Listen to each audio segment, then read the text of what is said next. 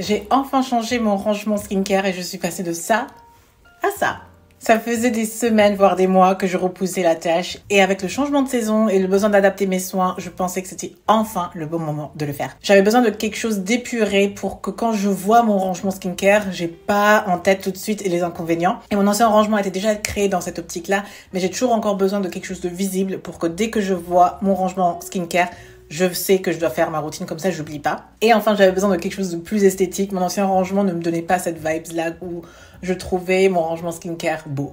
Donc voilà, 3 grosses raisons pour changer mon rangement skincare. Premièrement, réduire la friction pour vraiment faire ma routine. Ensuite, quelque chose de visible pour être régulière. Dès que je vois, je fais. Et enfin, quelque chose d'esthétiquement plaisant pour que j'ai le plaisir à le faire tout simplement.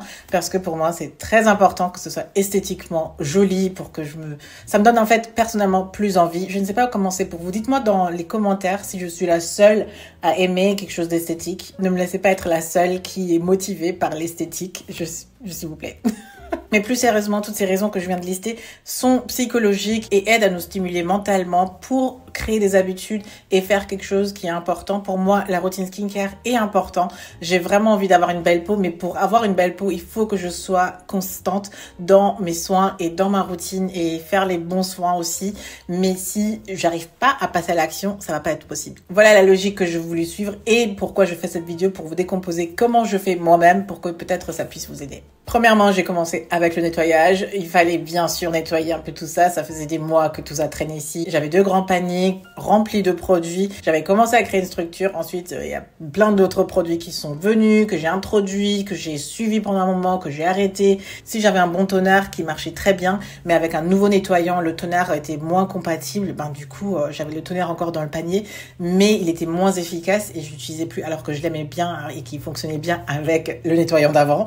Régulièrement faire le tri ou le point est important. Je pense que tous les 3 mois serait peut-être pas mal. C'était le moment pour moi aussi. Et quand il s'agit de trier, c'est assez simple. J'ai des produits par catégorie. J'ai en fait 1, 2, je vais compter. Personnellement, j'ai 10 produits dans ma routine. Et parfois, par catégorie, je peux avoir 2 produits. Donc, je peux me retrouver avec 11 produits ou 12 ou 13 ou 14. Et avec des mois, ça s'accumule. Il est important pour moi d'avoir un démaquillant, un nettoyant, un tonifiant, un sérum, un soin contour des yeux, une crème de jour et ou une crème de nuit, une protection solaire, un masque et un gommage. Voilà tout ce qu'il me faut. Donc après avoir trié, j'ai mis chaque produit de la catégorie dans mon nouveau rangement. Mon nouveau rangement vient de chez Muji. Ça faisait longtemps que je cherchais quelque chose d'esthétiquement épuré et simple et joli pour ma salle de bain et qui match aussi l'espace que j'avais.